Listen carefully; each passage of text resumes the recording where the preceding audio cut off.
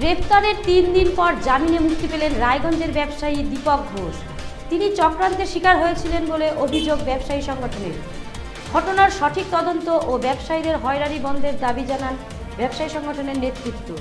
শিশু পাচারের নামে অভিযোগ, পুলিশ রায়গঞ্জের দীপক ঘোষ নামে এক ব্যবসায়ীকে গ্রেফতার করেছিল।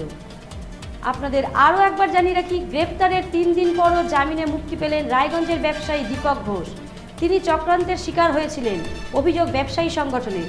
ঘটনার সঠিক তদন্ত ও ব্যবসায়ীদের হয়রানি বন্ধের দাবি জানান ব্যবসায়ী সংগঠনের নেতৃত্ব। শিশু পাচারের অভিযোগে পুলিশ রায়গঞ্জের দীপক ঘোষ নামে এক ব্যবসায়ীকে গ্রেফতার করেছিল।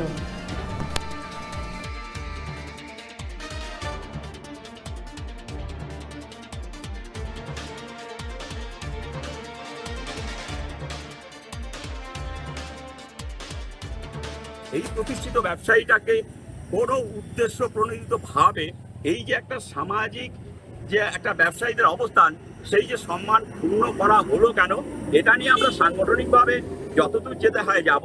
কারণ একটাই, যে আজকে দীপক ঘোষ এই ধরনের চক্রান্তের শিকার শুধু হলো না, এই চক্রান্ত শিকারের সম্ভাবনা কিন্তু বৃহত্তর ব্যবসায়ী সমাজের কাছে থেকে যাচ্ছে। তাই আমরা যদি এটা সঠিক তদন্ত করে না উদ্ধার করতে পারি, তাহলে কিন্তু আমাদের আগামী দিনে ব্যবসায়ী সমাজ যেমন আশঙ্কায় থাকবে, কর্মসংস্থান যেমন লুপ্ত হয়ে যাবে। কারণ সরকারি উদ্যোগে কোনো কৃষি নির্ভর শিল্প গড়ে ওঠেনি, আমাদের একমাত্র প্রতিষ্ঠিত ব্যবসায়ীরাই কর্মসংস্থান করতেছে।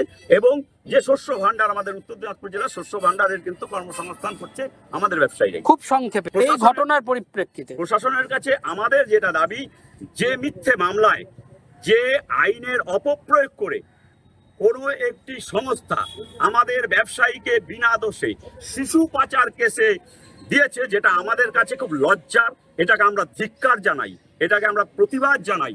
এরকম ধরনের কোনো দিন যদি কোনো সংস্থা আমাদের ব্যবসায়ীদের উপর এই ধরনের ঘটনা পুনরাবৃত্তি ঘটায়, তাহলে কিন্তু আমরা আগামী দিনে যে আন্দোলন করব সেটা তুলনা করে পারতে পারবে না, চিন্তা করতে পারবে না যে কোথায় আমরা পৌঁছাবো আন্দোলনটাকে নিয়ে গিয়ে। বিষয়ে আমি কিছুই জানি না যে আমাকে কি কারণে অ্যারেস্ট করা হলো কিংবা আমাকে জেলখানায় দেওয়া হলো, এই ব্যাপারে আমার কিছু জানা নেই। আচ্ছা, সে হতে পারে, আচ্ছা। সেটাও ঠিক বলতে পারবো না যে কোনো ষড়যন্ত্রের শিকার কিনা, সেটাও ঠিক বলা ভালো লাগছে। খুবই ভালো লাগছে। কারণ হচ্ছে যে আমি একজন প্রতিষ্ঠিত ব্যবসায়ী। কারণ আমার টোটাল ব্যবসায়ী বন্ধুরা সমস্ত ধরনের রাইস মিলার এবং আমার মার্চেন্ট অ্যাসোসিয়েশন, যার সাধারণ সম্পাদক অতনুদার নেতৃত্বে আমাদের রায়গঞ্জের মার্চেন্ট অ্যাসোসিয়েশনের দ্বারা সবাই মিলে আজকে আমাকে এই অগাধ পরিশ্রম করে আজকে আমাকে এখান থেকে জেলখানা থেকে বের করলো। এতে আমি সবার প্রতি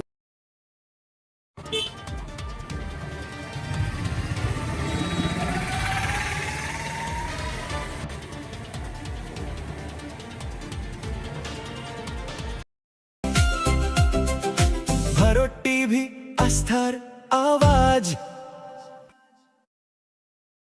উকি মারেন কেন কর্তা? কে বলে বড় মাছের স্বাস্থ্য দেখে শরীর খারাপ লাগে বুঝি?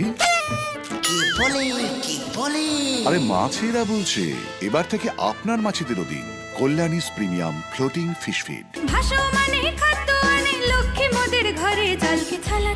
ঘরের লক্ষ্মী আজই ঘরে আনো কল্যাণীস প্রিমিয়াম ফ্লোটিং ফিশ ফিড।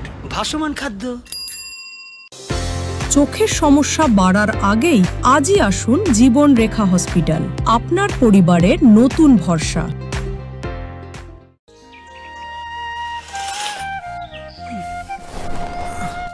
হ্যাঁ রে, তুই নিজেকে কি সুন্দর ফিট রাখিস, তোর বরকে রাখতে পারিস না? তোর দাদা জেনেছে nature pure rice bran oil দিয়ে রান্না করলে শরীর এমনি সুস্থ থাকে। হ্যাঁ, সে তো ঠিকই। শরীর চর্চার পাশাপাশি ভালো তেল দিয়ে রান্না করাটাও জরুরি, আর সেই জন্যই আমার একমাত্র choice nature pure rice bran oil. শরীর সুস্থ রাখার জন্য আমার পছন্দের সেরা cooking oil nature pure rice bran oil, সম্পর্কে স্বাদ এনে দেয়। ভারত টিভি, আস্থার আওয়াজ।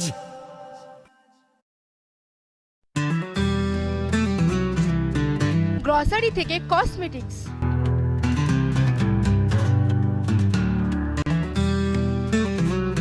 আপনার যে কোনো প্রয়োজনীয় জিনিস পেয়ে যাবেন একই ছাদের তলায়।